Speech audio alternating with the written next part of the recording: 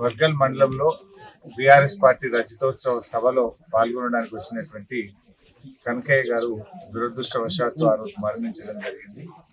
So ఆ రోజు మా పార్టీ నాయకులు గౌరవనీయులు ప్రతాప్ రెడ్డి గారు, డాక్టర్ యాదవ్ రెడ్డి గారు, మండల నాయకులందరూ కూడా వచ్చి ఆ కుటుంబానికి ధైర్యం చెప్పి ఆ రోజు తప్పకుండా పార్టీ పరంగా ఆర్థిక సహాయం చేస్తామని చెప్పి వారు మాట ఇచ్చి ఆ కుటుంబానికి అండగా ఉంటామని చెప్పడం జరిగింది.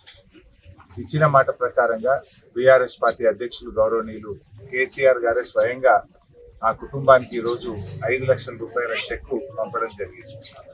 సో కేసీఆర్ గారి ఆదేశం మేరకు ఈరోజు మేము ఆ 5 లక్షల రూపాయల బీఆర్ఎస్ పార్టీ చెక్కును వారి సతీమణికి మేము అందించడం జరిగింది. అంతటితోనే కాదు, ఆ కుటుంబాన్ని భవిష్యత్తులో కూడా అన్ని రకాలుగా కాపాడుకుంటాం. నిజానికి రజతోత్సవ సభ ఎంతో ఘనంగా జరిగింది. దురదృష్టవశాత్తు తమ్ముడు ఒక్కడు చనిపోవడం మాకెంతో బాధ కలిగింది.